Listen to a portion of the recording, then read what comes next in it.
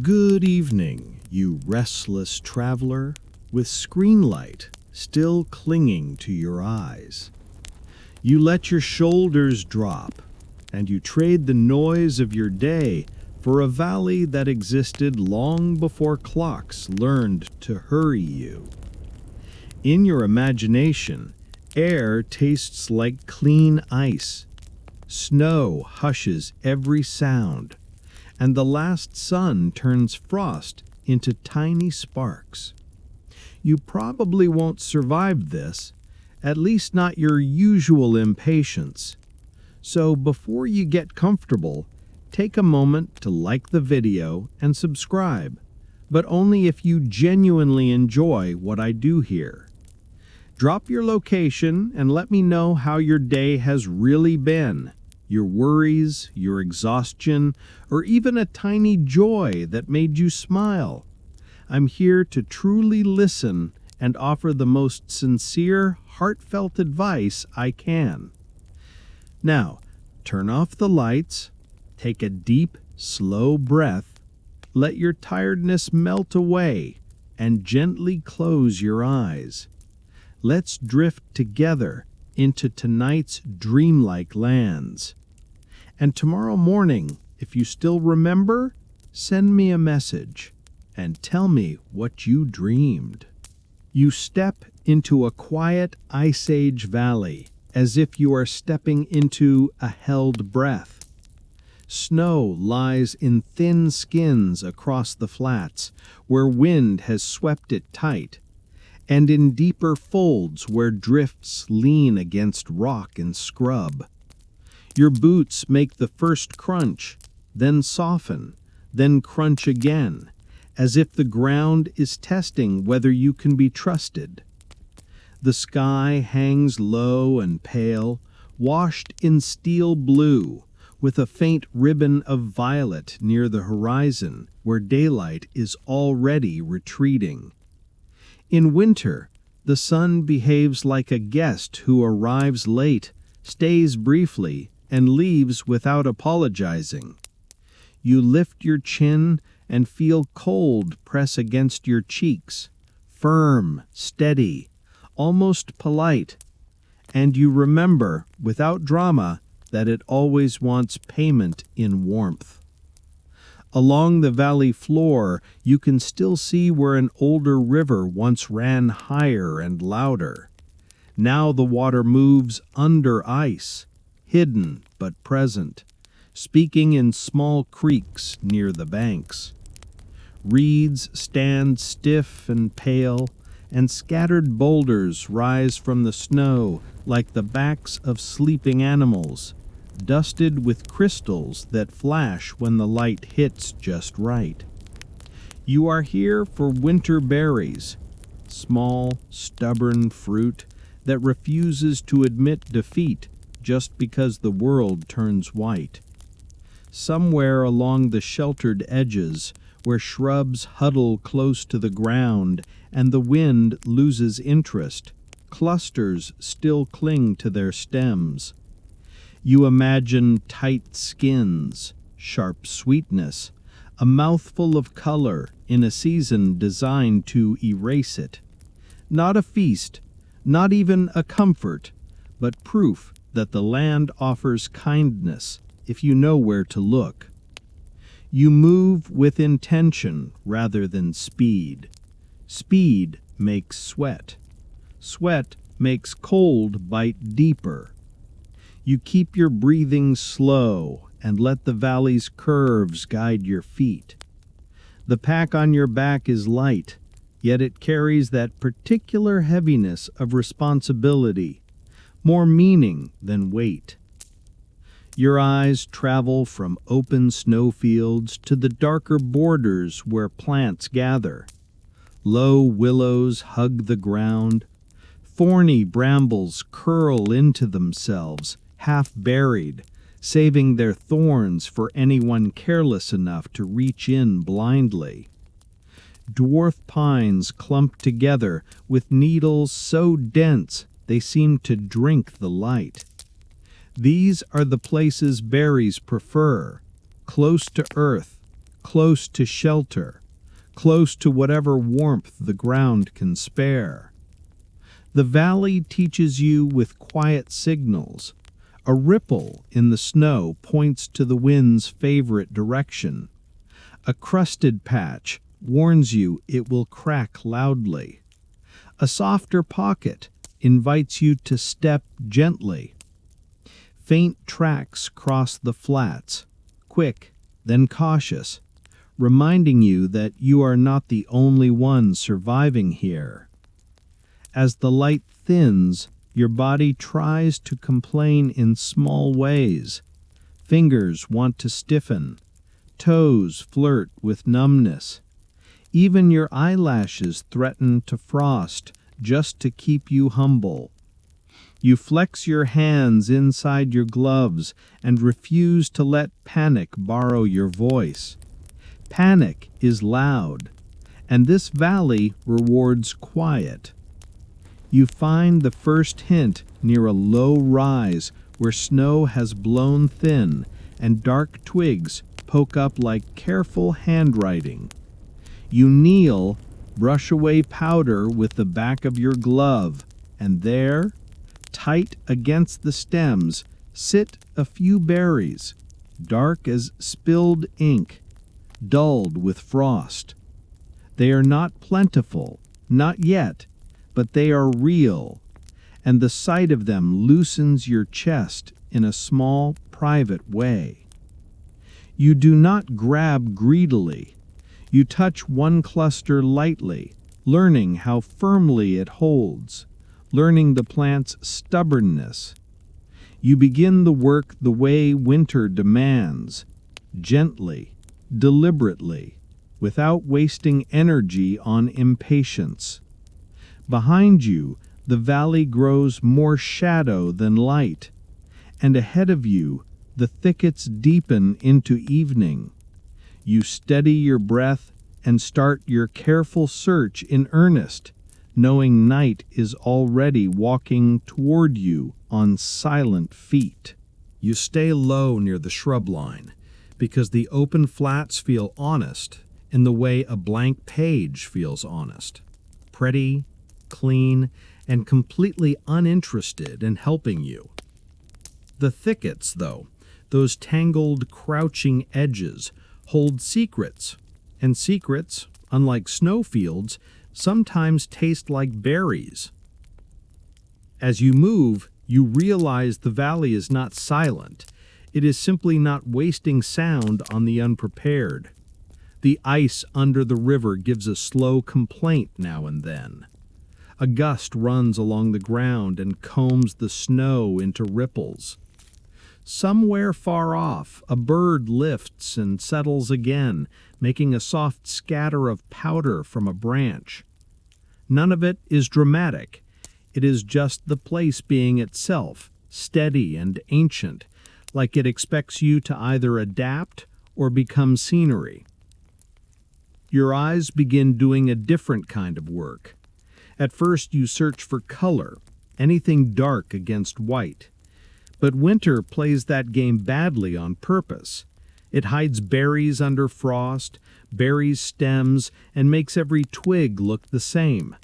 So you start reading the snow instead, the way you might read old handwriting, not by each perfect letter, but by the pressure, the slant, the pauses. A smooth patch tells you the wind has been stroking it for hours. A rough patch, ridged and crusted, tells you the wind has been angry. Those long, low ridges, like frozen waves, point where the gusts travel most often. You follow them without thinking, because the wind accidentally becomes your guide. Where it scours the ground clean, plants are exposed, but stressed, snapped, and starved of cover. Where it piles snow into soft shoulders behind rocks and shrubs, plants are protected, insulated, and quietly surviving. You begin to notice that every boulder has a personality. One side is shaved clean, hard-packed, almost shiny. The other side gathers drifts that look inviting until you imagine stepping in and sinking to your knee with a sound like tearing bread. You choose your steps carefully, following the firmer, wind-packed lanes, letting the snow tell you where it wants your weight. Tracks appear as soon as you stop looking for them. A quick set of tiny prints, stitched across a crusty patch, leads from one tuft of grass to another. A longer trail, more deliberate, follows the curve of the riverbank, where the ice is thicker and the ground rises slightly. Some prints are fresh enough that their edges are crisp, as if cut with a small knife. Others are softened, filled with dusting snow, older by hours or maybe a day. The valley's timekeeping is simple. Sharp means recent, blurred means past, and either way, you are late to everything. You do not chase animals, because that is how you turn a quiet evening into an exhausting moral lesson. But you do let their roots teach you where the world offers food. Creatures do not waste energy crossing open ground for fun. They travel from shelter to shelter, from edible to edible, following the same logic you should have adopted earlier in life when you wandered into friendships that gave you nothing but stress. Here, the lesson is cleaner. If tracks curve toward thick shrubs, the shrubs are worth your attention. You follow one such path along a slight incline where snow thins and the land shows patches of brown, dead grasses flattened like old bedding. The slope faces what remains of the sun, catching a little warmth before dark, and you feel it in the faintly softer air near the ground. That small difference matters. Berries cling longer in places that get a whisper of sun, especially those that grow low, protected by their own tangled branches. The shrubs here are tight to the earth, thorny and annoyingly clever. You can see where animals have nibbled at them. Stems snapped clean, leaves stripped, little signs of browsing that look almost polite. The snow beneath is dimpled, disturbed, packed down in spots, as if small bodies have visited again and again. You kneel, brush away powder, and find a few berries tucked underneath, darker than the stems, small and wrinkled with cold, but intact. They are not glowing jewels, they are more like half-forgotten coins in the lining of a coat, still valuable, still real. You begin to build a method. You scan for sheltered pockets behind rocks, for the leeward side of shrub clumps, for places where snow forms a gentle dome rather than a sharp ridge. You look for thin lines of exposed stems poking up, the kind that would vanish completely under a deeper drift. You watch where birds have perched, because their droppings mark favorite resting points, and favorite resting points often sit near food. It is not glamorous, this kind of wilderness wisdom. It is pattern recognition dressed up as survival. As you move from pocket to pocket, you feel your body settle into a rhythm. Step, pause, observe, kneel, brush, gather, stand. The repetition is soothing, almost meditative, until you remember your fingers are still human and would prefer a heated mug and a blanket.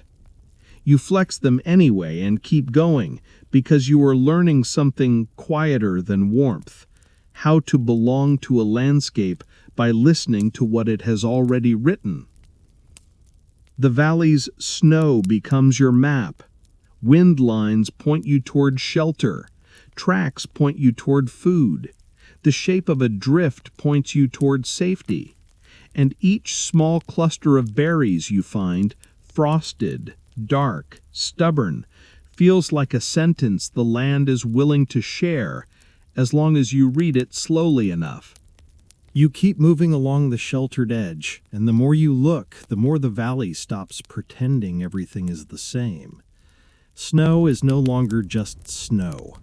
It becomes thin veils, thick quilts, brittle crusts, and soft traps.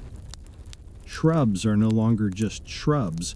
Some are broken and exposed, their stems snapped by wind and weight. Others huddle close to the ground like they've decided dignity is optional this season. Those huddled ones are the ones you want. You find the bramble patch the way you find anything important in winter, not by it shouting at you, but by it refusing to disappear. A tangle of low, thorny branches spreads across a small hollow protected by two leaning rocks. The rocks act like shoulders, catching wind and forcing it to lift over the hollow instead of scraping it clean. Snow has gathered here, but not enough to bury everything. It sits like a careful blanket, insulating the roots and letting a few stems poke through in thin, dark arcs. You kneel and feel the cold seep through your knees immediately, as if the earth is eager to remind you of the rules. You brush away the powder with slow strokes. Underneath is a tighter layer, slightly crusted, and you break it gently with the side of your glove. The bramble's thorns snag at your fabric, impatient, possessive. You shift your hands, find a safer angle, and work around the prickly edges like you're handling a small, angry crown. And there they are, berries tucked underneath the low branches, clustered where the wind can't reach them as easily. They are smaller than summer fruit, darker and dulled by frost, like jewels that have spent too long in a cold pocket. Some are wrinkled, their skins tightened. Some are firm, their shape intact. They look almost black in the shadow, but when you tilt your head, a thin band of light slides across them and reveals deep purple, the color of bruised dusk. You pick them carefully because winter berries are not generous and they do not tolerate clumsiness. A too hard tug snaps stems, a careless grab earns you a thorn in your glove, and thorns are the Ice Age version of petty revenge. You pull each berry free with a gentle twist, letting it drop into your palm, then into a small pouch. The sound is nearly nothing, soft taps, muted by fabric and cold. Your mouth waters anyway, which feels rude considering your situation. You take one berry and press it between your fingers. It is cold enough to numb the tips, and the skin gives slightly, releasing a faint scent, sharp, earthy, a whisper of sweetness trapped under frost. You bring it to your lips and bite. The taste is not a summer dessert. It is brighter, sharper, more concentrated, as if the berry has been boiled down into its essentials by weeks of cold. Sweetness arrives first, brief and thin, then tartness follows like a clean slap. There is a faint bitterness at the end, not unpleasant, just honest, like the valley reminding you that pleasure here always comes with a lesson. You chew slowly. The cold sends tiny needles through your teeth, but the flavor warms your mouth in a strange way, like memory. For a moment you can almost imagine a different season. Sunlight filtering through leaves, buzzing insects, hands stained purple without worrying about frostbite. Then the wind slides across the hollow, and you remember exactly where you are. This is what winter food means out here. Not abundance, not variety, not the casual luxury of choosing between flavors. Winter food is whatever you can find without dying. Winter food is small, hard-won, and quietly powerful because it tells your body to keep going. A handful of berries is not a feast, but it is sugar, and sugar is heat, and heat is life. You glance around the hollow and notice other details you might have missed earlier. The snow beneath the bramble is packed down in places as if small animals have crawled under for shelter or to steal fruit. A few berry skins lie nearby, flattened and dull. You are not the first to discover this patch. That thought doesn't bother you. It comforts you. It means the valley has patterns, and patterns mean predictability. And predictability is the closest thing to safety. You gather what you can without stripping the patch bare. There is an instinct to take everything, because scarcity makes greed feel like logic. But you resist it. You leave some berries tucked deeper under the stems, partly because your fingers are now numbing, and partly because you sense, in a quiet way, that survival is not just about taking. It is also about not breaking the fragile systems that keep offering you anything at all. When you stand, your knees protest, and your legs feel heavier, as if the cold has poured sand into your joints. You stamp your feet lightly to keep blood moving, and roll your shoulders to fight stiffness. You look toward the horizon. The last light is thinning fast, and the valley is slipping into blue shadow. You still have time to find more, but night is already leaning closer, and with night comes deeper cold, louder hunger, and the kind of quiet that can swallow mistakes whole. You tighten the pouch at your side, feel the small weight of berries inside, and let that modest success steady you. In winter, even a small victory deserves respect.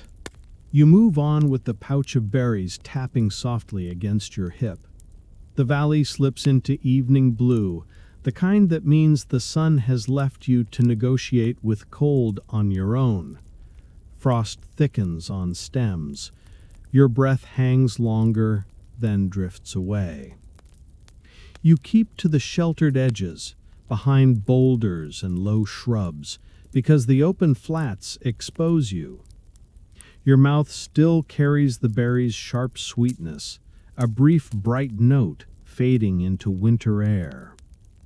Then something interrupts the landscape. A thin smudge rises against the pale sky, so faint you almost blame dusk or tired eyes. Winter loves illusions. You stop anyway, because stopping is cheaper than regret. You watch the smudge hold its shape.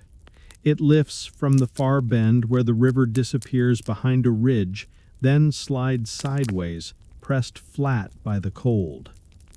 You draw a slow breath through your nose and catch it, barely, dry bitterness under the clean scent of snow. Burned wood. Smoke. Your shoulders loosen and tighten at once. Smoke means fire, and fire means people. People mean warmth, knowledge, and maybe food that isn't frozen stubbornness in berry form. People also mean rules you don't know yet, and the chance of being judged before anyone learns your intentions. You angle toward the smoke with the same patience you use for foraging. You choose a route that keeps you half hidden, along shrub lines, behind boulders and low shrubs, because the open flats expose you. Your mouth still carries the berry's sharp sweetness, a brief, bright note fading into winter air. Then something interrupts the landscape. A thin smudge rises against the pale sky, so faint you almost blame dusk or tired eyes. Winter loves illusions. You stop anyway, because stopping is cheaper than regret. You watch the smudge hold its shape. It lifts from the far bend where the river disappears behind a ridge, then slides sideways, pressed flat by the cold. You draw a slow breath through your nose and catch it, barely, dry bitterness under the clean scent of snow. Burned wood. Smoke. Your shoulders loosen and tighten at once. Smoke means fire, and fire means people. People mean warmth, knowledge, and maybe food that isn't frozen stubbornness in berry form. People also mean rules you don't know yet, and the chance of being judged before anyone learns your intentions. You angle toward the smoke with the same patience you use for foraging. You choose a route that keeps you half hidden, along shrub lines, behind rocks, through shallow dips where snow lies softer and sound can be swallowed. You avoid crunching crust when you can. You pause when wind quiets, then move when it rises, letting gusts cover your footsteps. As you climb toward the ridge, you start seeing more signs that match the smoke. Packed prints, broad and deliberate, cross a patch of thin snow, then vanish onto wind-scoured ground. A broken twig is not random. It's snapped at hand height. A few stones are stacked in a way that isn't erosion. None of it is a billboard, but together it's the valley quietly admitting, yes, someone has been here, recently and on purpose. You keep your distance from the freshest tracks, not because you're playing a clever game, but because you don't want to blunder into the center of someone's work. You circle wider, choosing the calmer line, the one that lets you watch before you're seen. You refuse to let fear speed you up. Near the ridge, the valley tightens. Shrubs grow denser. The river's voice drops into a low murmur, ice speaking under ice. The smell strengthens, char, resin, and something faintly sweet that makes your stomach wake up, steady, sensible, not dramatic. You slow to careful placements rather than walking. You rest behind a boulder and scan. At first, everything looks like everything. White snow, dark stems, gray stone. Then your eyes catch what the wind would never arrange. A strip of packed snow forming a faint path, a mound with a smoother curve than any drift, branches laid in a deliberate line.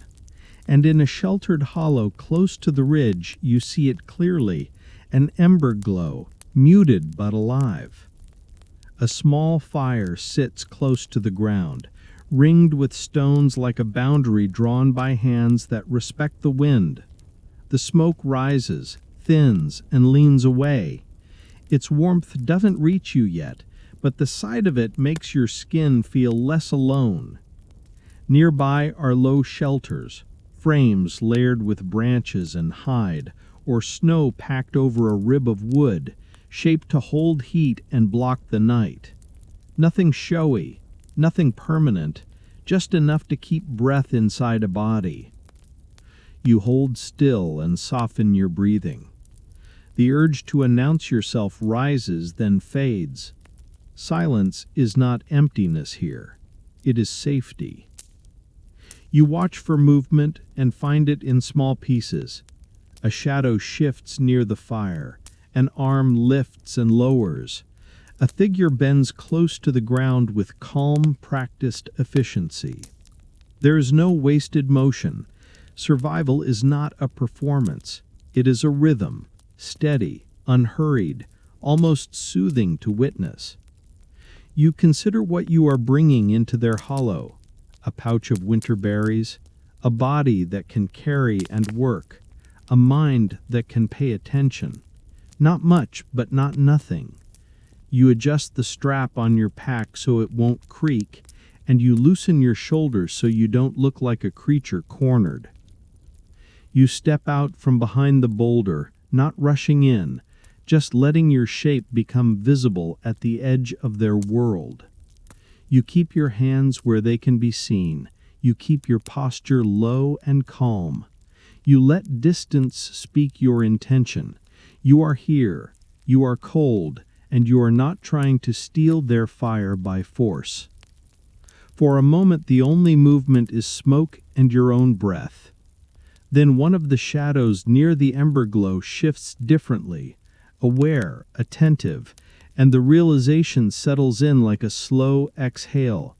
This valley holds other lives, other warmth, other ways to survive, and you are finally close enough to learn them.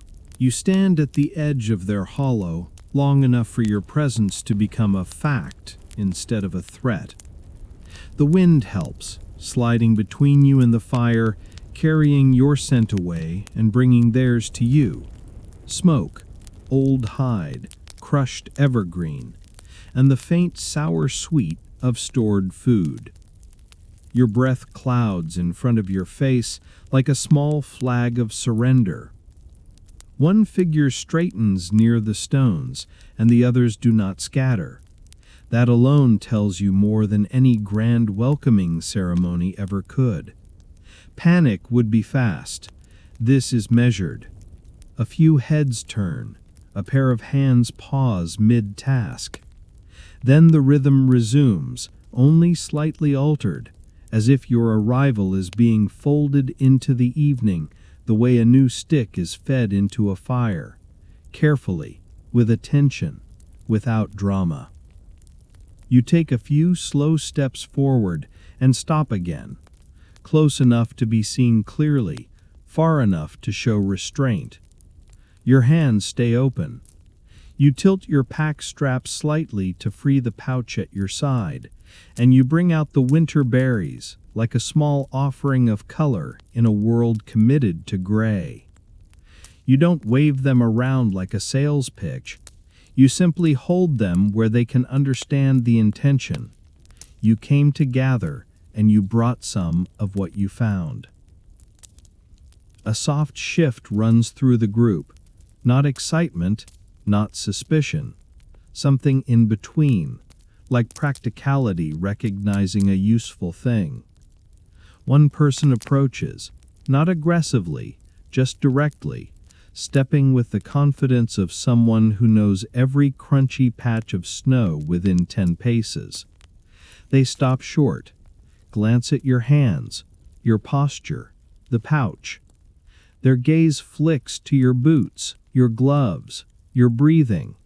It feels less like judgment and more like assessment, like checking weather before a trek.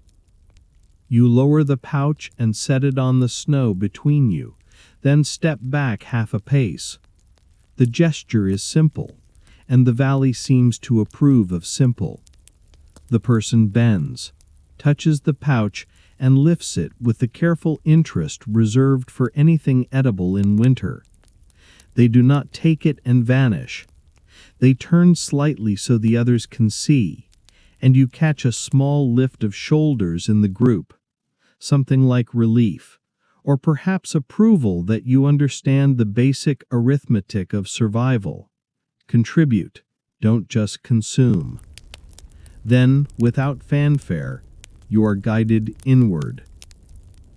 It happens through motion rather than invitation. A hand indicates a spot closer to the fire, but not too close. You notice how they have arranged the space. The fire sits low, guarded by stones, with a clear ring around it where nothing is placed carelessly. Tools lie in specific zones, sharp edges turned away from where feet pass, bundles stacked neatly, a few long poles resting at angles that won't trip someone in the dark. You realize you're stepping into an environment designed by people who cannot afford accidents. The whole hollow is a quiet lecture on consequences. You approach the warmth in stages.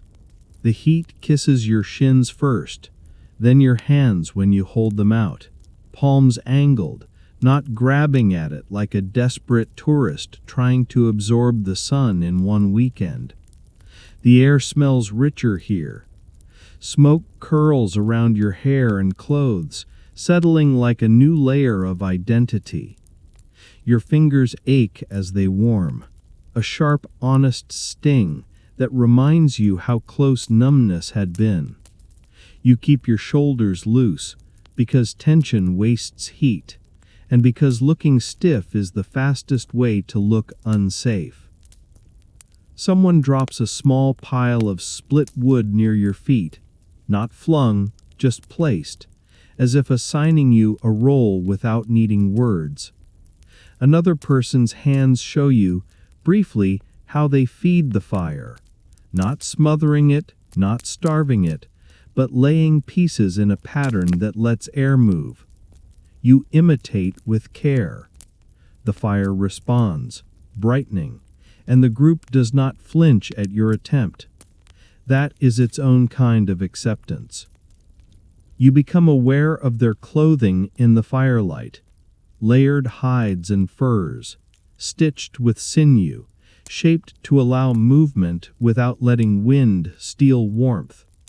Some garments are patched, repairs done neatly, lovingly, the way you mend something you expect to rely on again and again.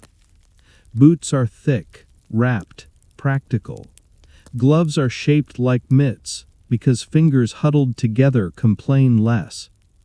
You quietly revise your internal list of modern luxuries and laugh a little inside at how proud you are of owning multiple jackets that mostly exist for fashion and mild rain. Around the hollow, the shelters sit low and close, their entrances turned away from the wind. One is domed with packed snow, reinforced with branches like ribs under skin. Another is a frame layered with hides, edges weighted with stones. Everything is built to trap warmth and keep it from leaking into the night. You notice that nothing is tall. Tall catches wind. Tall invites failure.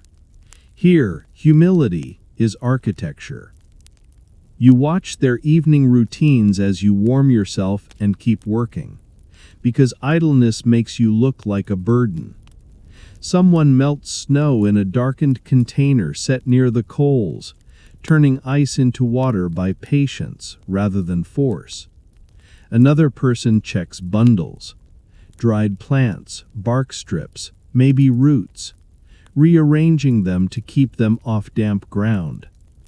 A pair of hands moves a stone blade along a hide, scraping in steady strokes, preparing material for clothing or shelter. Another person sharpens a point on a long pole with controlled movements, stopping often to inspect the angle. Every action is small, repeated, efficient. And there are rules, gentle ones, enforced by consistency. You don't step over tools.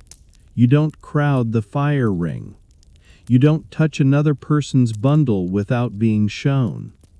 You don't fling snow from your boots into the warm zone where it would melt and turn ground slippery. You place what you use back where you found it. The etiquette is not decorative. It's survival wearing a polite face.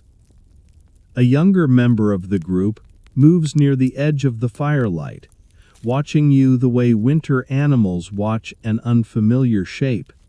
Curious, cautious, ready to bolt. You soften your movements further. You keep your eyes calm. You let your hands stay busy with wood rather than reaching toward anyone. Trust, you realize, is built in boring increments, one careful action after another, repeated until it becomes ordinary.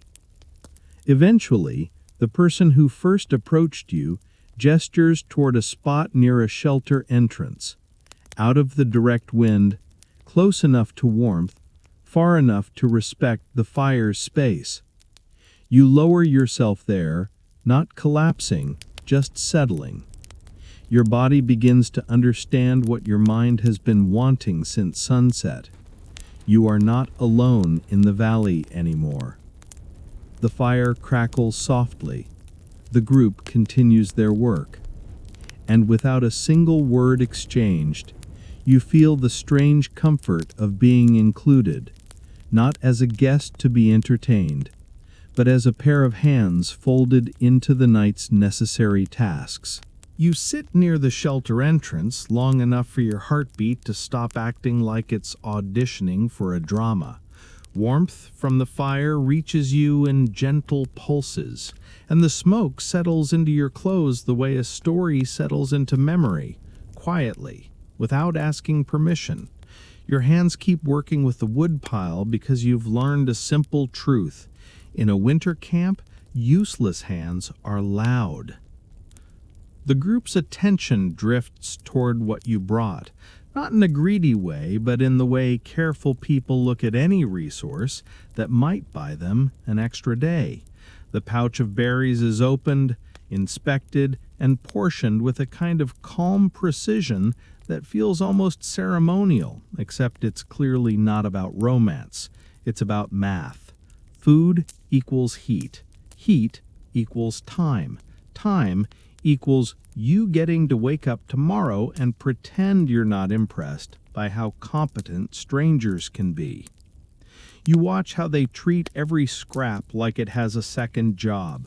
A strip of hide isn't just clothing, it's also a wrap, a tie, a lid. Bone isn't just the leftover of a meal, it's a needle, a hook, a tool handle.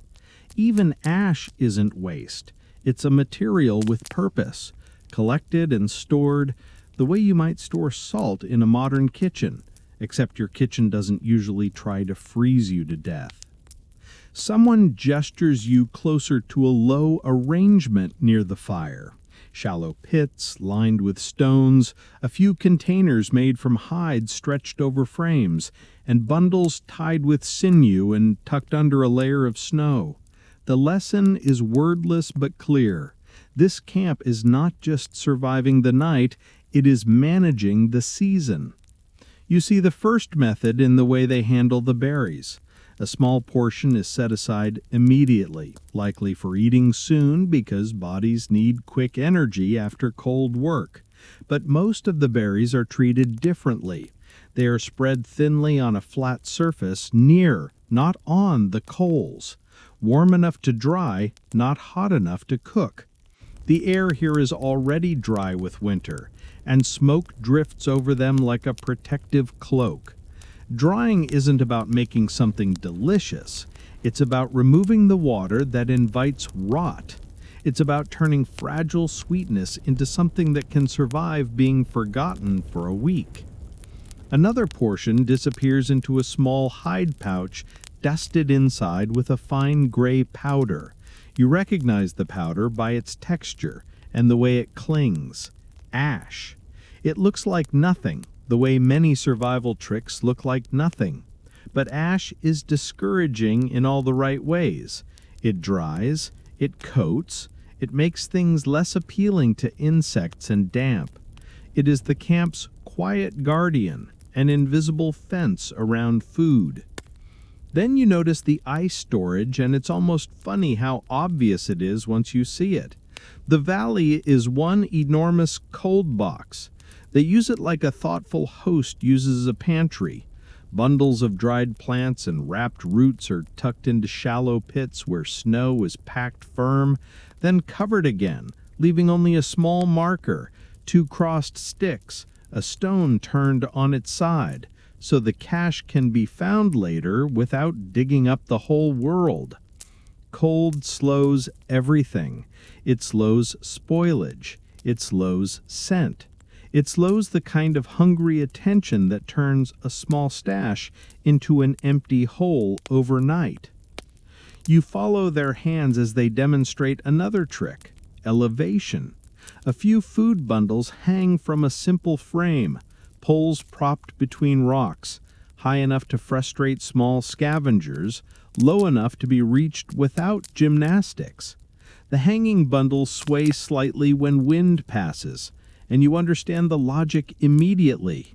Animals can smell food, but reaching it is a different negotiation. Make the negotiation annoying enough, and they move on to easier targets. Winter creatures are like that. They respect convenience more than ambition. They also protect food by controlling smell. Anything strongly scented is wrapped tight in hide, then smeared lightly with ash and packed into snow. It's not perfect camouflage, but it's enough to confuse a wandering nose, especially when wind is shifting and the world already smells like ice and old pine. You can almost feel the way their minds work. Not how do we win, but how do we reduce risk? Roots appear next, small, knotted things that look unimpressive until you remember that roots are the Earth's secret pantry. Some are sliced thin and dried near the coals, turning into stiff chips that can be chewed or soaked later. Some are stored whole, wrapped in hide, and placed in cold pits where they won't freeze solid. You notice that they never store food directly against damp ground. There is always bark, dry grass, or a layer of packed snow acting as insulation. Damp steals, damp ruins. Damp turns valuable calories into useless mush. Everyone here treats moisture like a sneaky criminal. You are invited, again through gesture, not speech, to help with a small task, tightening sinew ties on a bundle and packing snow around a cache pit. Your fingers fumble once, then learn. Sinew behaves differently in cold. It stiffens, then softens near heat. You warm it briefly between your palms, then pull it snug with steady tension instead of jerking. When you do it right, the knot sits flat, secure, and the bundle looks like it belongs with the others. No praise arrives because praise is optional. The absence of correction is the compliment. As you work, you keep noticing the same theme. Nothing is wasted, and nothing is left to chance if it can be helped. Hide becomes container, bone becomes tool, ice becomes storage, ash becomes preservative, snow becomes both blanket and lock. It's an entire system built from what the valley provides, arranged by people who have learned that winter isn't an enemy you defeat. It's a landlord you pay, week by week, with careful habits. The pouch you brought is now part of their stores, transformed from a small personal win into a shared resource with a plan. And you feel something settle inside you, warm in a different way than firelight. The understanding that in this place, survival is not a heroic moment. It is a long, quiet series of sensible choices repeated until spring returns and pretends it was always coming. You wake to cold that feels freshly pressed over the valley, as if the night has ironed every surface into silence. The fire still lives under ash, breathing low and stubborn, and the hollow smells of smoke, hide, and the faint sweetness of dried berries, your handful now part of their stores. You hold your hands near the coals until your fingers stop aching and start obeying again. Morning begins without ceremony. Snow is brushed from shelter mouths, straps are tightened, bundles are shifted, tools reappear from their neat zones as winter light creeps over the ridge like a lantern being uncovered. They guide you out along a route that is clearly familiar. Not a road, but a pattern of choices repeated until it becomes smooth. They do not walk straight. Straight lines are for people with spare calories. Here, they angle behind boulders to break the wind, skirt crusted snow that would crack too loudly, and dip through shallow folds where the air is calmer. Your boots follow, and your mind starts taking notes without writing a single thing down. The valley's map is made of small signs. A flat rock is propped up right against a larger one, too balanced to be chance. 3 pebbles lie in a tight row on a wind-cleared strip, arranged like a quiet instruction.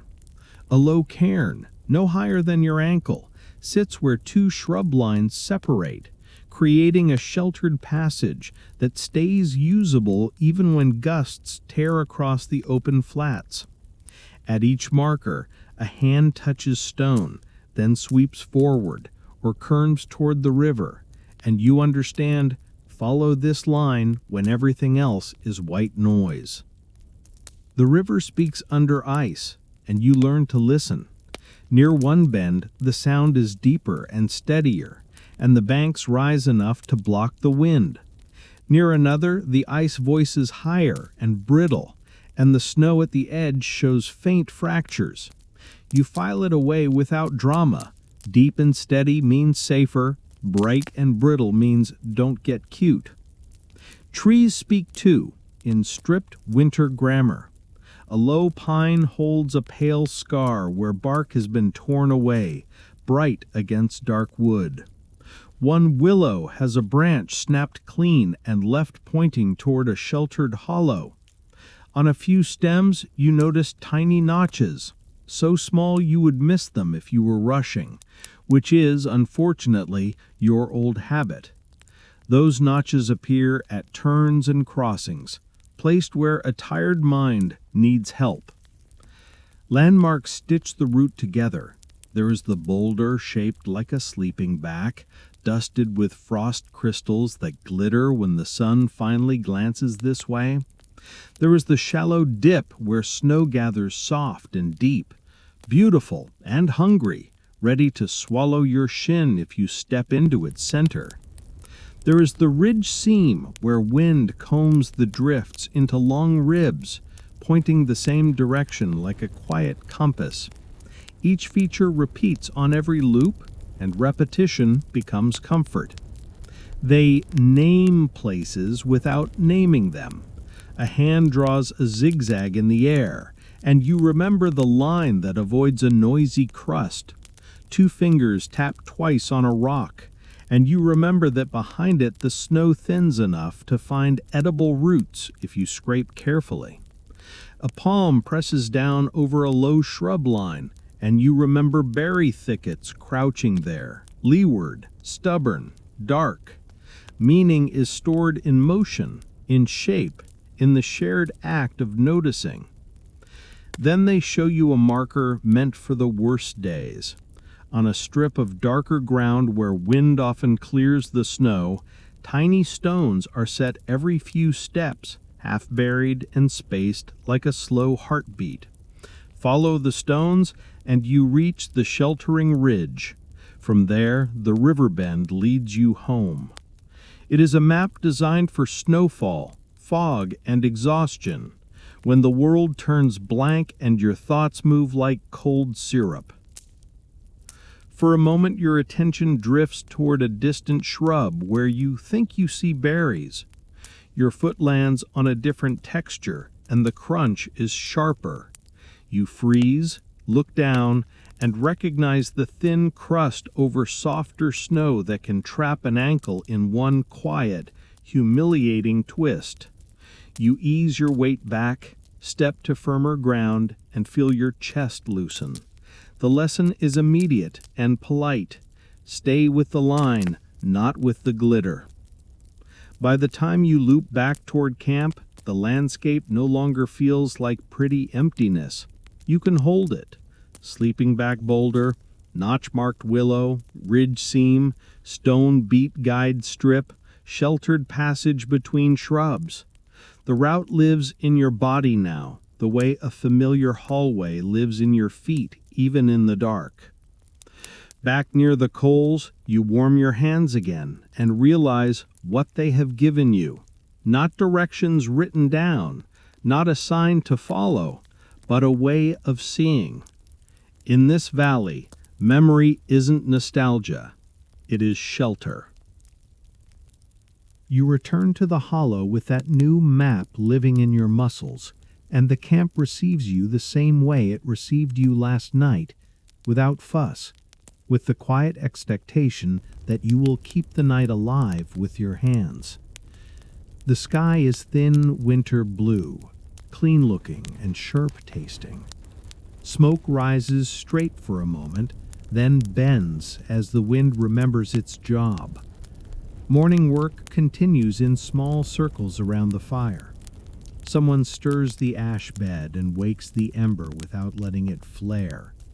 Someone shifts the drying rack a hand's breadth, checks, then shifts it back, because everything here is calibrated in barely.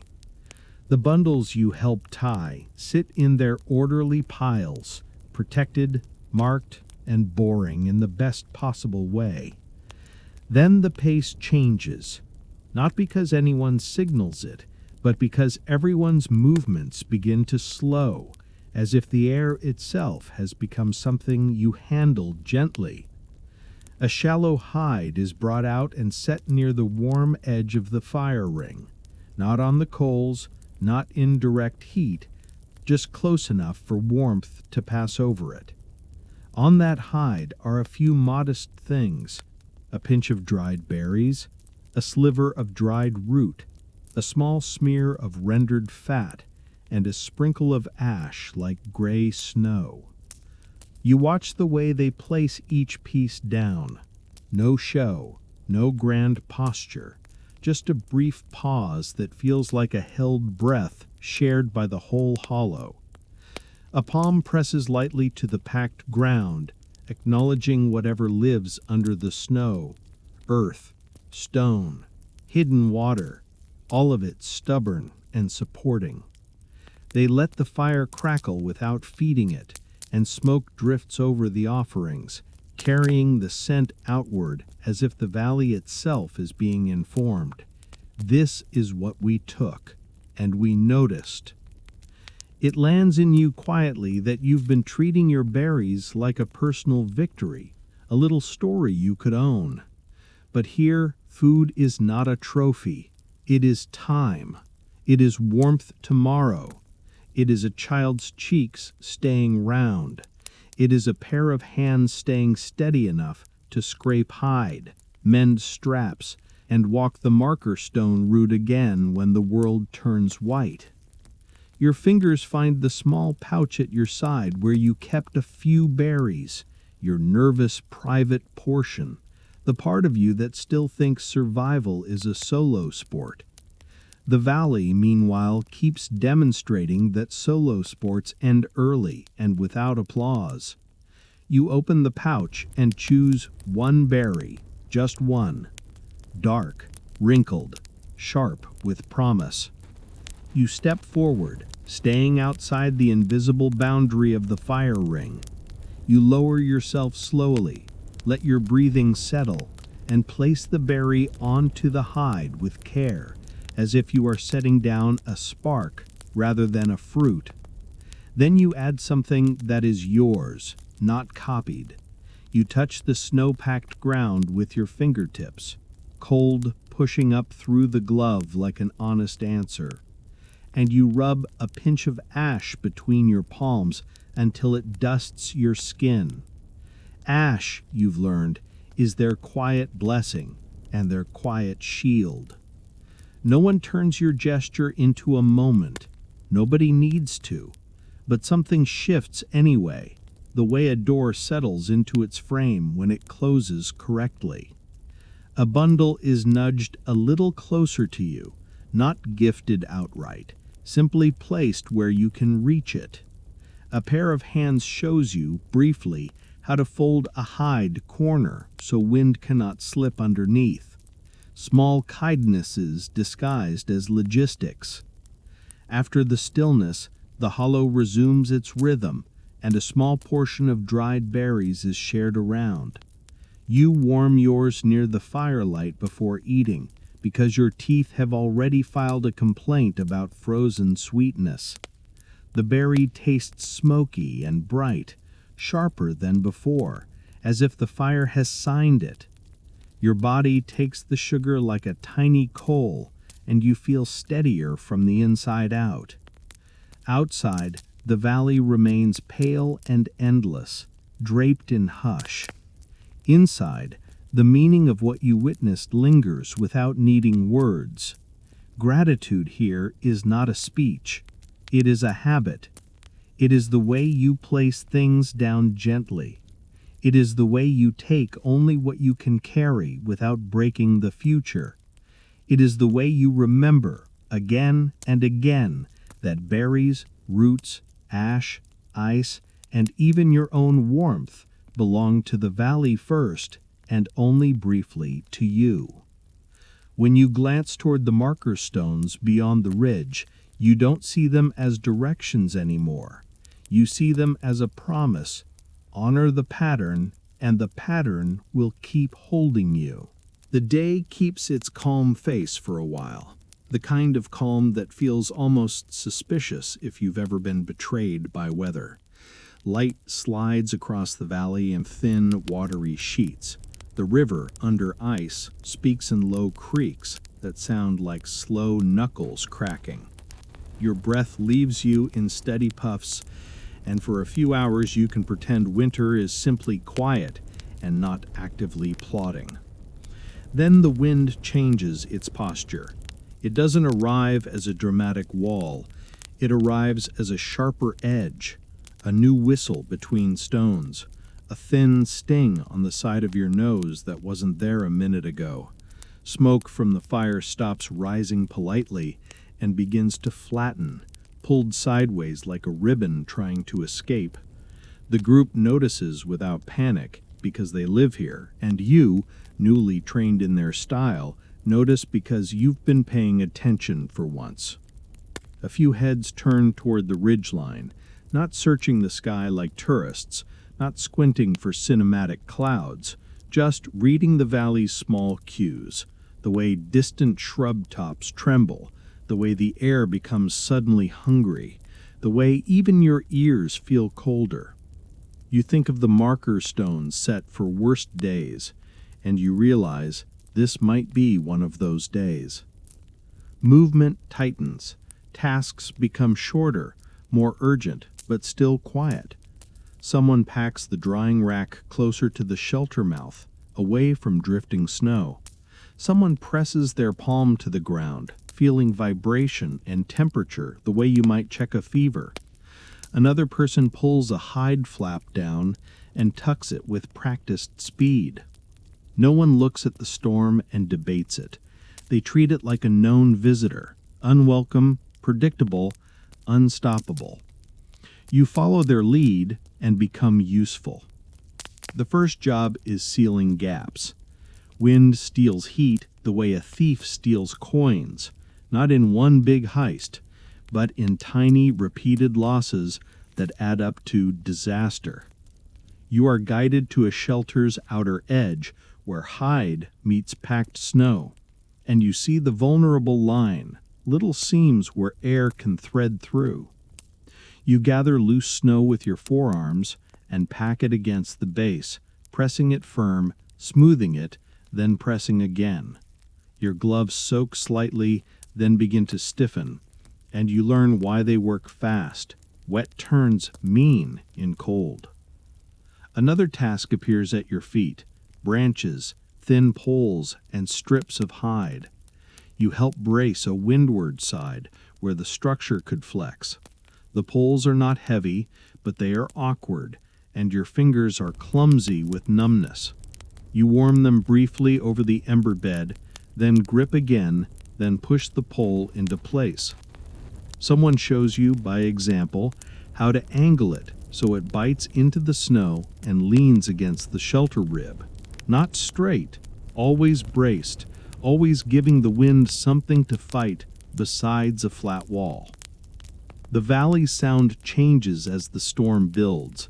The hush cracks. Wind begins to rush like water over rock. Snow lifts from open ground in thin sheets, skimming low at first, then rising, then swirling. Tiny grains strike your cheeks like dry sand. You blink and feel crystals cling to your lashes. The sky turns from pale blue to a flat, thick gray, and the horizon starts to blur as if the world is being erased from the edges inward. You pull your scarf higher and keep working. Your mind tries to dramatize it, because minds love drama and hate steady labor, but your body knows better now.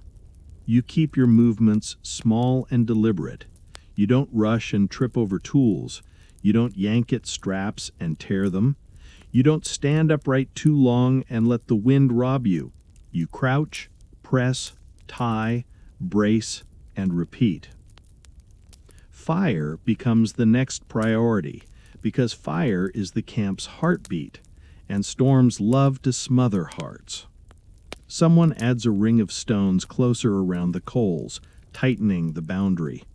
Someone else brings a handful of dry, thin kindling from a protected bundle.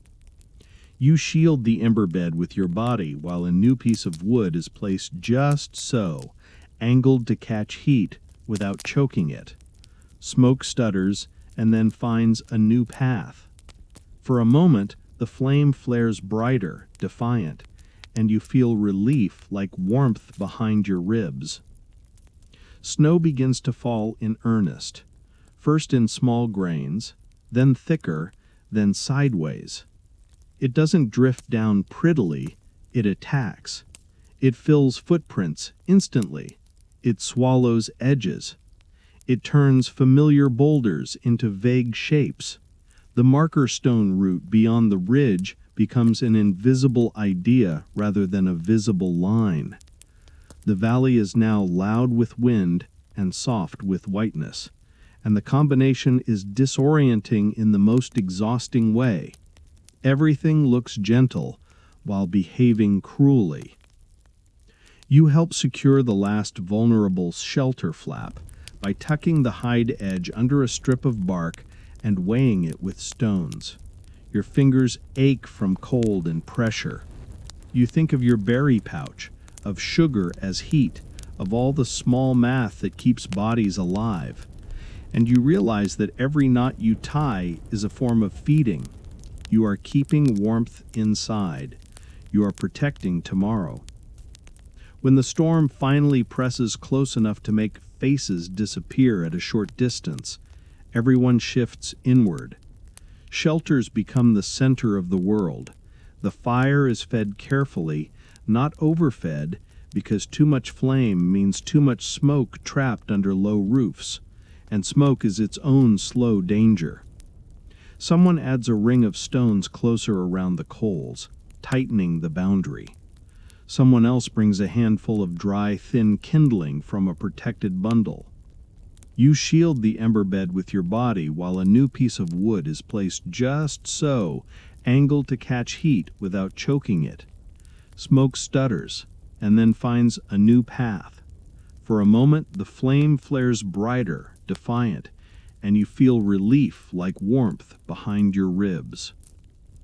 In that tightened darkness, you understand the real test of shelter isn't whether it looks sturdy in daylight, it's whether it stays boring during chaos, and as the valley turns into a white roaring blur, the camp becomes boring in exactly the right way, steady, contained, alive. The storm spends the night insisting it owns the valley. Wind scrapes the shelter skin with dry snow, a steady rasp that tries to get inside your thoughts. Now and then, a stronger gust makes the structure flex, just enough to remind you that everything between you and death is hide, snow, and good decisions made earlier. Your body stays tucked, warm where it can be, and you listen to the fire breathe under ash like a patient animal. Sleep comes in fragments. You drift, then wake when the wind shifts. You drift again, then wake when someone adjusts the shelter edge or feeds the coals with a careful hand. Even half asleep, you sense the camp's discipline. No sudden movements, no wasteful flailing, no dramatic scrambling. Survival is quiet, even in the dark. By the time the storm loosens its grip, morning feels like the first page of a book after a difficult chapter. The wind hasn't disappeared, but it is no longer shouting. Snow still falls in thin threads, but it drifts more gently now, as if tired. The sky is a pale, exhausted gray. The valley outside the shelter looks changed, softened, deepened, rearranged. You crawl out and stand slowly, letting your eyes adjust to the white. The camp is half buried at its edges. Drifts lean against shelter walls like heavy blankets. The fire ring is a shallow crater, rimmed with new snow, smoke rising weakly from where embers still live. People move with the calm urgency of those who know what comes next. Inventory. Not the sterile kind with clipboards and spreadsheets, but the kind where every missing thing has consequences. You help uncover the fire first, because warmth is the tool that makes all other work possible. You brush snow away from the stones, careful not to dump it onto the ember bed. Someone lifts ash gently, exposing a glow the color of a deep sunset. A thin strip of dry bark is slid onto it, then a few twigs. The flame returns cautiously, like a creature stepping out after danger. When it catches, the smoke smells sweeter, almost relieved. Then the counting begins. Food caches are checked. The shallow pits you packed with snow and marked with sticks are inspected one by one. Some markers are still visible. Some are gone, buried under a fresh drift. The group finds them anyway, using their memory of spacing and landmarks. They dig with hands and simple tools, removing snow in layers. When a bundle emerges intact, hide tight, sinew not still flat, there is a subtle release in their shoulders. When a pit is found disturbed, the release becomes tension. You see it happen near a cache set close to the shrub line. Snow has been churned, not just by wind alone, but by something that dug and pawed. A bundle is missing. Another is torn, its contents scattered. Dried roots broken into pieces, ash dust smeared into the snow. You feel your stomach tighten, as if the loss is happening inside you. The group does not collapse into despair. They kneel, touch the torn hide, sniff the air, and read the disturbance like the snow writing you learned yesterday. An animal found it, maybe smelled it, maybe followed old tracks. Winter doesn't care about your careful planning if you leave even one weak point. The drying area has taken damage too. A rack is shifted out of place, its supports loosened. A few dried berries are gone, either blown away or taken by hungry beaks. Tools are checked next, because a tool is not just an object, it is saved effort. A stone blade is recovered from a drift near the shelter. A bone needle is found where it was dropped, half buried but intact. One long pole, sharpened and braced last night, is snapped at its thinner end. It lies in the snow like a broken promise. You feel the emotional weight of these small losses, but it is carried differently here. There is no melodrama, no angry shouting at the sky. Instead, there is quiet recalculation. A missing bundle means longer foraging. A broken pole means time spent repairing or reshaping. Lost berries mean less sugar, less quick heat, less morale. Winter's cruelty isn't theatrical. It is arithmetic. You are given a task without needing words. Help gather what can be salvaged. You pick up scattered root pieces and brush off ash, placing them in a container. They may be smaller now, less clean, but they are still calories. You help reset the drying rack, pressing supports into firmer snow and reinforcing with extra branches. You add stones at the base to prevent shifting. Every adjustment is a conversation with wind and gravity. Then attention turns to what the storm has created. New drifts, new hazards, new opportunities. Snow that piled against a boulder might now shelter a berry patch underneath, insulated and preserved. A drift that swallowed a marker might now hide a cache too well, safe from animals, but harder for humans to find. The group moves through the hollow, testing the new terrain with boots and poles, listening for hollow sounds that indicate unstable pockets. They treat the valley like a room that has been rearranged while they slept, and they are learning where the furniture has gone. You help mend what you can. For the snapped pole, you trim the broken end, sharpen it again, and wrap a reinforcing strip of hide around the weak point. Someone shows you how to bind it with sinew in a crisscross pattern that tightens as it dries. You warm the sinew first, near the coals, then pull it snug with steady force. The repair won't make the pole new, but it will make it useful. In winter, useful is a kind of beauty. As the day progresses, the camp settles into recovery mode. The storm has taken, but it has not erased them. You see the way they absorb loss without letting it infect every movement. They keep working. They keep feeding the fire. They keep checking the shelters. They keep their bodies warm enough to think.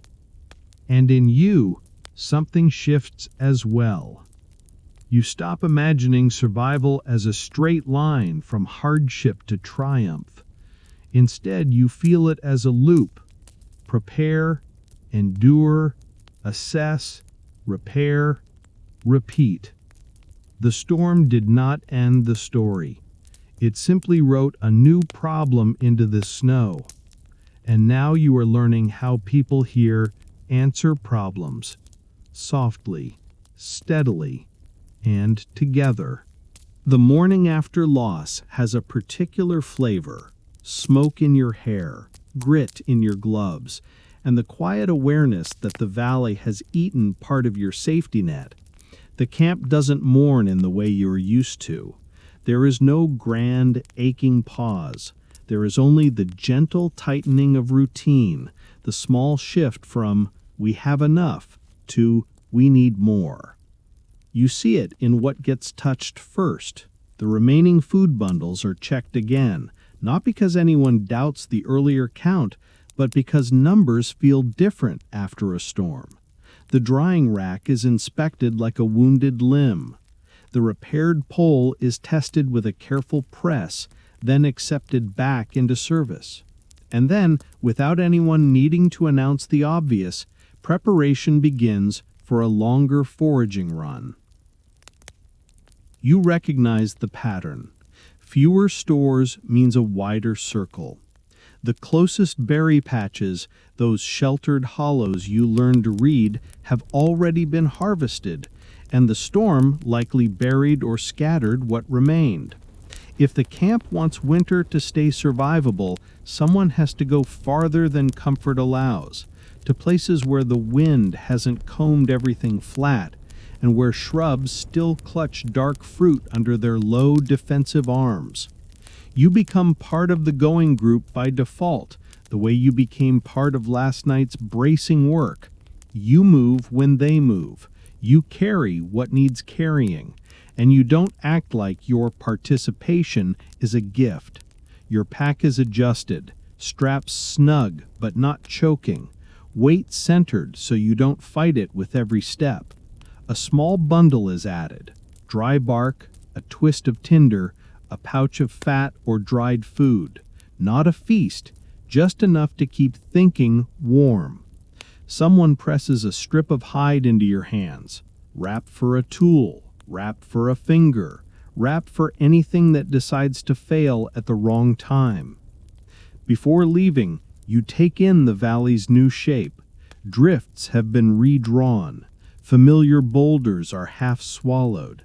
The marker stone line is partially buried, but the memory of it remains, and memory is the map that storms can't steal.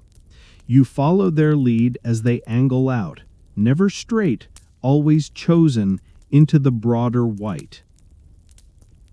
The first lesson of the long forage is pacing, and it's almost insulting how simple it looks from the outside. They don't stride like heroes. They don't charge like ambition will generate body heat. They move with steady, economical steps, letting momentum do the work while refusing to create sweat. Sweat is warmth leaving your body in liquid form, and winter is delighted to cash that out for you. Your breath becomes a metronome. In through the nose when you can, out slow, letting the air warm your face covering instead of blasting your lungs with raw cold. You keep your mouth mostly closed because open mouth breathing dries you and chills you faster, and also because it makes you sound like you're auditioning for human who regrets decisions. You learn to match your stride to your breath so you don't spike into that panicky, heat-wasting rhythm that feels productive but isn't. They pause in a way that surprises you, not when they are exhausted, but before exhaustion arrives. Short stops, 30 heartbeats, a minute, just enough to check straps, flex fingers, sip a mouthful of melted snow, and keep going. Longer breaks are dangerous because your body cools too quickly. The pauses are timed like a craft, and you realize pacing is religion isn't a cute phrase here. It's survival theology. As the terrain stretches, you feel the difference between being warm and being safe. Warm can be temporary and foolish, like running uphill until you sweat.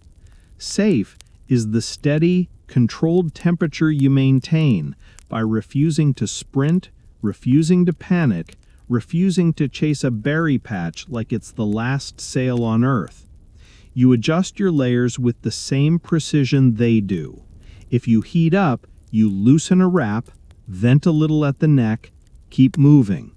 If wind bites harder, you seal yourself again. Heat management becomes a quiet conversation between skin and air. The valley opens into a wider basin where shrubs are sparser but more sheltered by rock outcrops. The wind has carved channels between drifts, and you follow those channels like corridors. Your boots crunch on crust, then sink slightly, then crunch again, and the rhythm is hypnotic until you remember that each uneven step costs energy. You begin placing your feet more carefully, choosing firm snow, avoiding soft pockets, letting your legs work like pendulums rather than pistons. You reach a stretch where the sun is a weak smear behind cloud, and still the basin feels marginally brighter, as if the light is being reflected up from the snow. Here, shrubs crouch behind rock shoulders, and you see the same signs you learned earlier: packed animal prints near the base of a thicket, snow slightly disturbed under low branches, and a few dark specks that are either berries or the world's meanest illusion. You kneel, you brush, you find them. Not in abundance, but in enoughness. Clusters tucked under thorny arcs, skins wrinkled with cold, dark purple, nearly black. Your fingers fumble at first, stiff from the walk, and you warm them by pressing them against the inside of your wrist, then resume picking with small, precise motions. You don't strip the patch.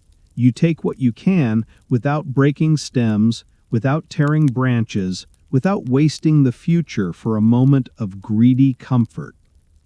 The deeper you go, the more you understand that the real work isn't the picking, it's the carrying, bringing food back through cold, over drift and crust without turning your body into a leaking furnace. You pack berries into pouches lined with ash, then tuck them close to your core where they won't freeze into a single, useless lump. You keep your shoulders low, your jaw unclenched, your hands busy but not frantic. On the return, the group's rhythm tightens even further. Loads make mistakes more expensive. You feel fatigue gathering at the edges of your calves and hips, and you refuse to let it become panic. You take the short pauses when they take them. You sip, You breathe, you keep your steps small and honest. You remind yourself that speed is not bravery. Speed is just heat you can't afford to spend. When the ridge finally appears in the familiar curve of land, your relief is gentle, not explosive, like a candle steadying instead of flaring. The hollow's smoke is a thin line against gray sky, and you realize you have just practiced the valley's most important skill. Not finding berries, not carrying food, but managing yourself. You arrive with your body still useful, your mind still clear, and your pouches heavier with dark winter sweetness, enough to soften the storm's theft, enough to keep the camp's math from tipping into hunger. You return to camp with berries tucked close to your warmth, and the hollow feels different, not safer exactly, but steadier. The fire greets you with a low orange pulse. The shelters sit where they sat yesterday, patched and braced, as if they had decided to keep resisting the valley's bad moods out of pure stubbornness. Your shoulders loosen when you step into the familiar bowl of wind shadow. The group receives the new berries with the same calm that made yesterday's loss bearable. Portions are decided. Some are dried. Some are ash-coated and stored. Some are eaten because bodies that worked hard deserve quick fuel. No celebration, but the air lightens. Even winter has moods, and sugar helps. Then you notice the first hungry eyes. At the edge of the firelight, beyond the neat zone of tools and bundles, the snow holds shapes that weren't there before. Low, cautious disturbances, as if the surface has been pressed by something heavy and curious. You might blame wind, except wind doesn't leave a pattern like that. You look farther out, toward the shrub line, where shadow gathers early, and you sense movement more than you see it. A shift, a pause, a slow repositioning that suggests patience. Predators don't always announce themselves with snarls and drama. Often they arrive like winter itself, quiet, inevitable, and uninterested in your feelings. The group reacts without panic, which is now the most comforting thing you've learned here. No one runs, no one gestures wildly. Instead, tasks adjust. The drying racks are pulled a little closer to the shelters. Food bundles are tucked in tighter. The camp's outer edge becomes more deliberate. People arrange themselves with spacing, not clustering, so there are fewer blind spots. Someone adds a strip of greenish, resinous branch to the fire, and the smoke thickens, sharper and more irritating.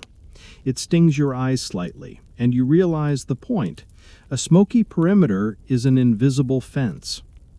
You are guided into a roll through simple action. A long pole, repaired, reinforced, is placed near you. Another is leaned against a boulder within reach. Not weapons in a heroic sense, but extensions of distance. The valley has taught them that a predator's confidence grows when it feels close, when it can test you. Distance interrupts testing. Distance buys time. They begin nonviolent defense in the way people here do everything, by shaping the environment. The first layer is posture. You keep your body upright but relaxed, not crouched like prey, not stiff like fear. You keep your movements steady and predictable. Predators read chaos as opportunity. Calm makes you seem larger, more coordinated, less worth the risk. The second layer is smell and irritation. Smoke is kept low, pushed outward with careful feeding, so it drifts toward the shrub line. The resin-rich branches make it cling and bite. It's unpleasant for you, but you are not the target audience. In a winter valley, sometimes comfort is sacrificed for safety, and everyone accepts it without complaint. The third layer is decoys. You watch someone take a small scrap of dried hide and a few less important food bits, something edible but not critical, and place it farther from camp, downwind in an open patch. It's set where it can be sniffed and claimed without coming close to the shelters. The logic is cold and practical. Offer a cheaper prize to steer hunger away from the expensive one. You feel a mild human protest rise in you. Why reward a thief? But winter isn't moral. It's transactional. The fourth layer is spacing and line of sight. People position themselves so that the camp's perimeter is watched from multiple angles. No one stands alone. No one turns their back fully to the shrub line. The poles remain grounded. No waving, no aggressive jabs. Just present, ready to extend reach if something closes in too far. As dusk thickens, the shapes at the edge become clearer.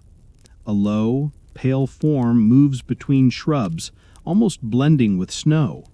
Another shadow follows, darker, closer to the ground. They stop, listen, watch. Their stillness feels heavy. It reminds you that you are not in charge of this valley's food chain. You are simply negotiating your place in it. Your heart tries to speed up. You slow it by returning to the rhythm you've been building.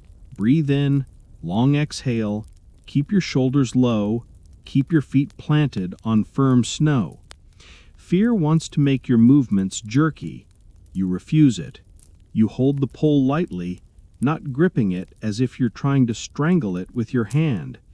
You keep your gaze outward but soft, taking in the edges without locking into a tunnel. The decoy works partially. One of the shapes angles toward the open patch, drawn by scent. It lowers its head, sniffs, then takes the scrap with a quick, efficient motion. It retreats a short distance, still watching. The others linger near the shrub line, less interested in the decoy, more interested in your cluster of warmth and smell and food. Smoke drifts outward. The wind shifts. For a moment the smoke clears, and the camp is exposed, warm scents rolling out like invisible banners. You feel the predator's attention sharpen. The group responds immediately, feeding the fire with another resin branch, thickening the air again. You turn your body slightly so you cover a different angle, aligning with another watcher so no gap opens between your lines. Time stretches. Nothing attacks. Everything tests. Eventually, as darkness deepens and the camp remains steady, the shapes begin to withdraw. Not because they have lost interest forever, but because risk has not yielded reward. They slide back into shadow, leaving only disturbed snow and the faint sense of being watched from somewhere beyond sight. You exhale slowly, realizing you've been holding part of your breath for too long. Your fingers ache from gripping, your eyes sting from smoke. But the camp is intact, the stores remain protected, and the night, this time, does not take more than it is offered. You learn in that smoky, watchful dusk that survival isn't always about finding food. It's also about refusing to look like food. And the locals teach you that refusal can be quiet. Smoke, spacing, decoys, and the calm decision not to tempt fate by acting like you're the only creature in the valley who deserves to eat. The next morning arrives with that deceptively gentle winter light. Pale, clean, almost kind. You wake with smoke in your hair and stiffness in your shoulders, the kind that means you held still too long while pretending you weren't scared. The camp's routine is already moving. Ash stirred, embers coaxed, shelters checked, bundles shifted. The predators are gone for now, leaving only the memory of their watching, like a fingerprint on your thoughts. Work continues, because winter doesn't pause for tension. You're assigned, through the familiar language of placement and gesture, to help carry berries and dried goods from the drying area to a colder storage pit. It's a sensible move after last night's attention. Keep the most valuable scents hidden, keep the surface area tidy, give hunger fewer reasons to linger. A shallow basket sits near the coals, woven from tough reeds and thin branches reinforced with sinew. It's not fancy, but it's clever. Lightweight, breathable, easy to carry. You lift it and feel the crisp weight of dried berries inside, and for a moment you relax. Then you hear it, a soft, ugly snap, followed by a slackening in your hands. The basket's rim collapses on one side. The weave, stiff from cold and stressed by yesterday's dampened wind, has chosen this exact moment to give up. The berries don't spill completely, but the basket sags enough that carrying it farther will be a gamble. You stand there with the broken rim in your hands, feeling that tiny spike of panic that comes when a small tool failure threatens to become a chain of bigger failures. Winter loves chains. You expect irritation from the group, but what you see instead is that same calm assessment you've come to trust. A few eyes flick to the damage. A head tilts. Hands keep moving. No one wastes energy being offended at physics. Still, the problem is real. Without the basket, moving dried berries becomes slower and riskier. More trips mean more time in the open, more scent carried around camp, more chances for loss. In a valley where predators are listening with their noses, efficiency is part of defense. You decide to fix it, not heroically, not with a dramatic, "watch me improvise," but with the quiet urgency of someone who understands this is how trust is earned here. You notice, you solve, you don't demand applause. You bring the basket closer to the fire's edge, not into direct heat. Too much heat would dry and crack the reeds further, but close enough to soften sinew and make the weave more cooperative. You crouch, examine the rim. The break is along a tension point where two thicker reeds meet. The binding sinew has snapped in one place and loosened in another.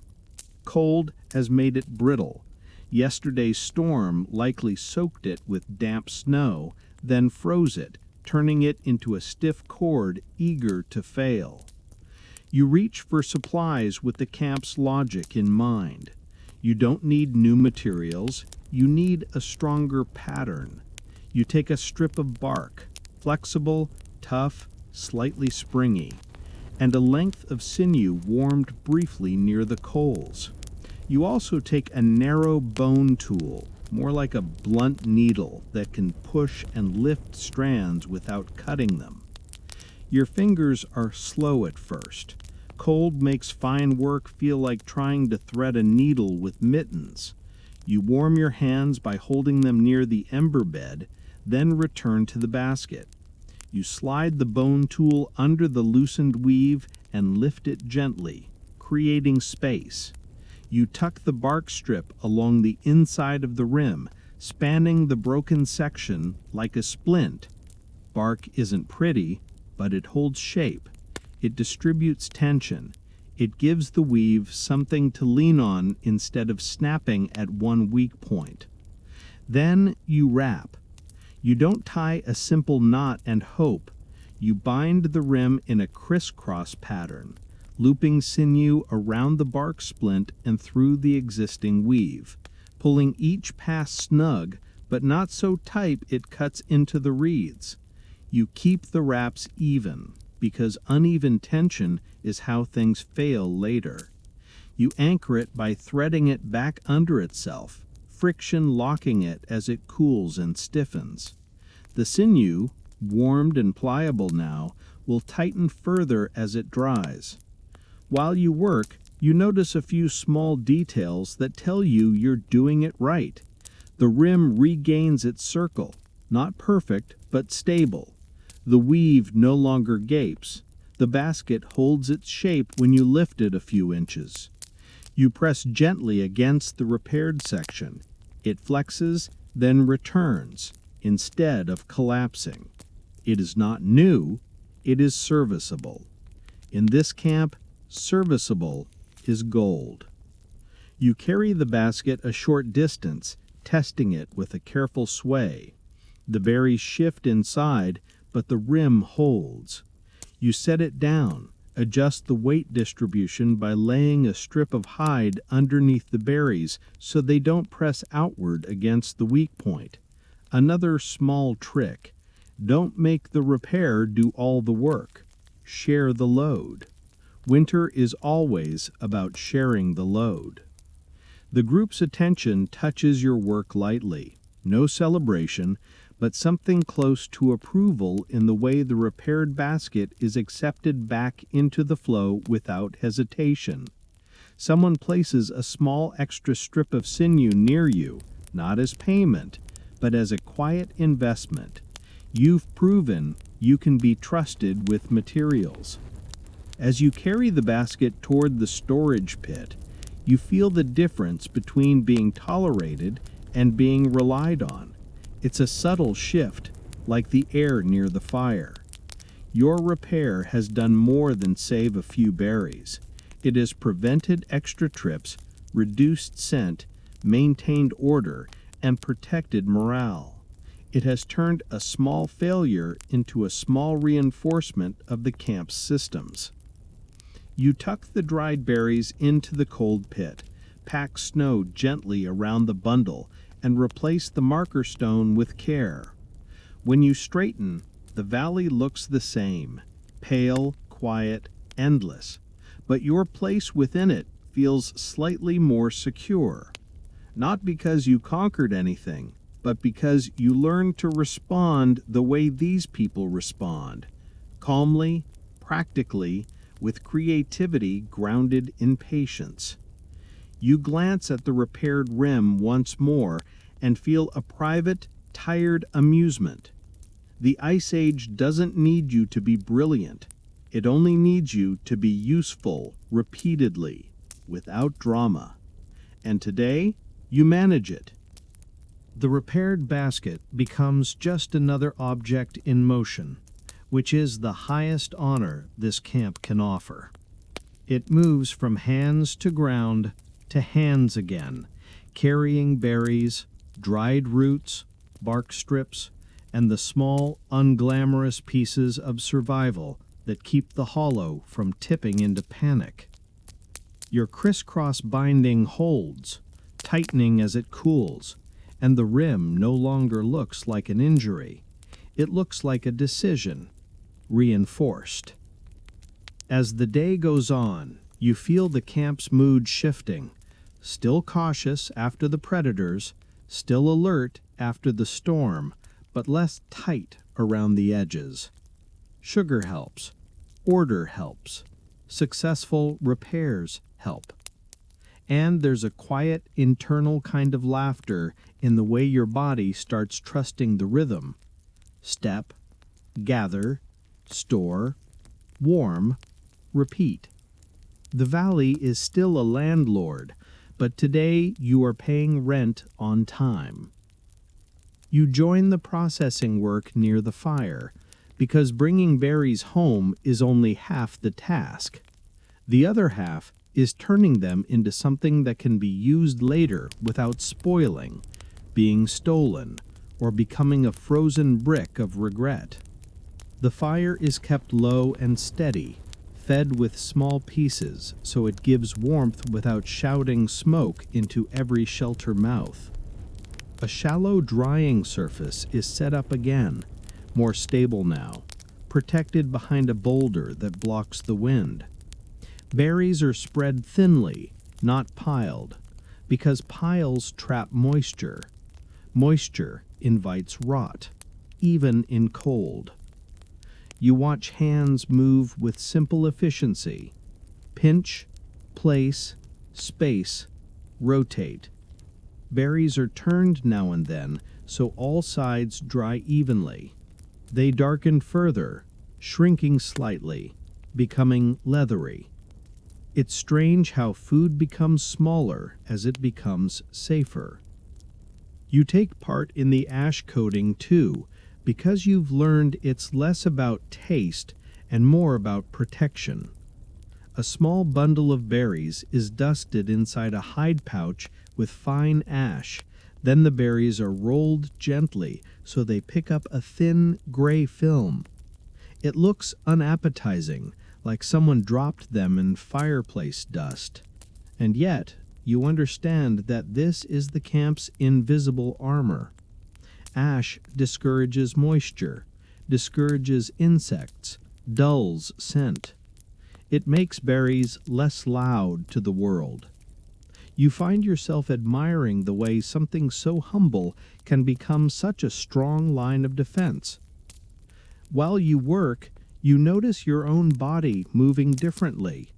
You're no longer hunched, like a visitor trying not to offend. You're no longer scanning faces for approval. You just do what needs doing. You adjust your gloves before they get too stiff.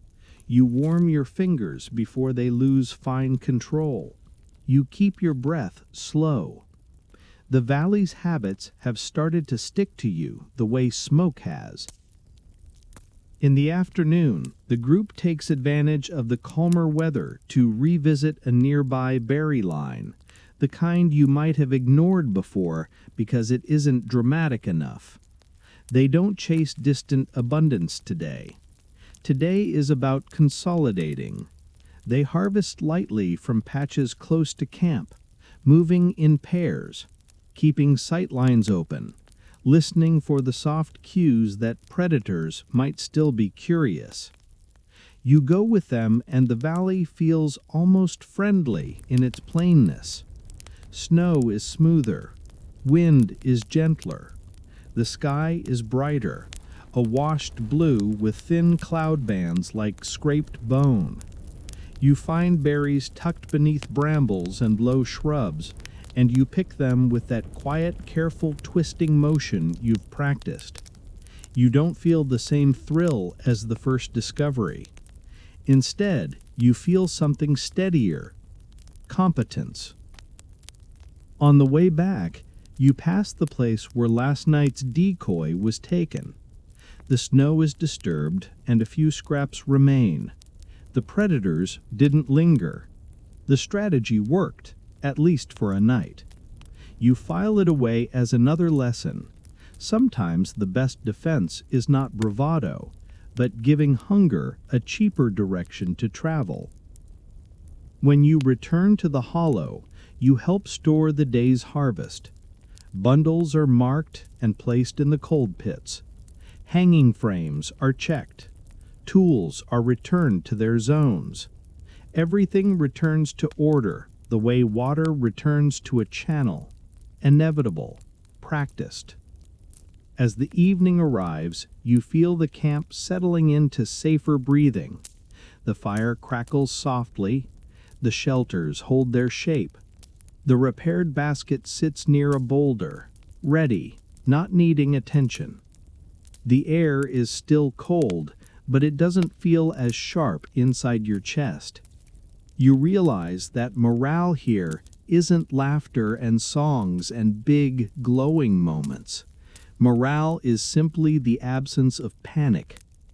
It's the way shoulders drop when food is stored. It's the way hands move slower because urgency has eased. You eat a small portion of dried berries warmed near the coals, and the taste is smoky and tart, like the valley distilled into a bite. You chew slowly, letting your body claim the sugar, and you feel the warmth spread into your limbs with quiet efficiency. The group moves through their evening routines, checking seams, tightening wraps, feeding the fire just enough to keep it alive. You mirror them. You tuck your own things neatly. You brush snow from your boots so it won't melt into dampness near the shelter entrance. You place your gloves where they won't freeze stiff overnight. Outside, the valley is a wide, pale hush under early stars. Inside, the hollow is a small pocket of organized life, held together by habits, repairs, and shared attention. You sit near the shelter mouth and let your eyes drift over the snow-lit shapes, boulders, shrubs, the faint line of the ridge, feeling the strange comfort of belonging to a place that doesn't care about you personally, yet will keep you alive if you respect its rules.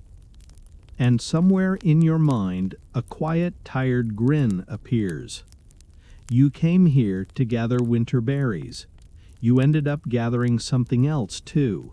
A sense of steadiness, the kind that doesn't depend on comfort. The day closes around the camp like a blanket, and for the first time since you entered the valley, you feel less like a visitor and more like a part of the pattern. You wake before the hollow fully stirs, not because you are heroic, but because your body has learned the camp's quiet math.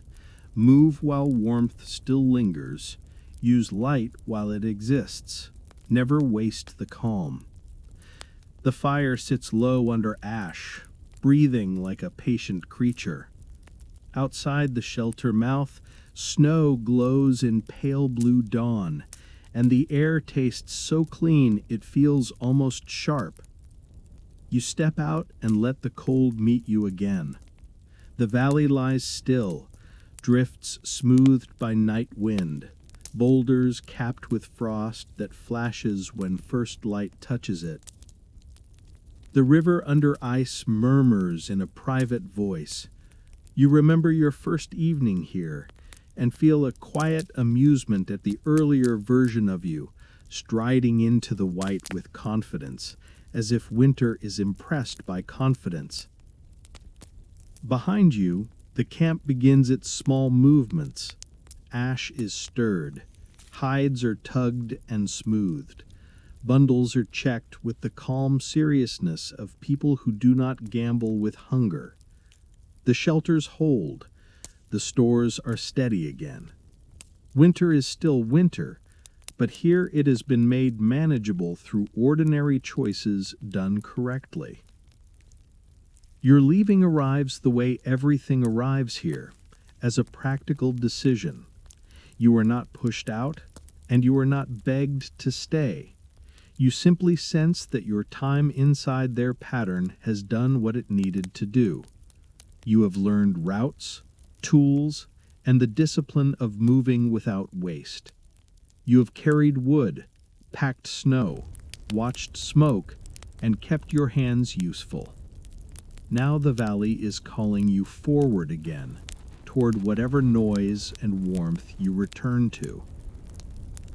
You gather your things with quiet care, no frantic stuffing, no loud searching. You brush snow from your boots so it will not melt into damp misery later. You check straps and knots the way you have watched them do it, not anxious, just responsible. You tuck a modest kit close, fine ash for drying, a strip of hide for wrapping, a few dried berries for quick heat. Near the boulder that shields the drying area, you see the repaired basket resting where it belongs, rim still bound in your crisscross sinew and bark splint. It looks patched and stubbornly functional, like the camp itself.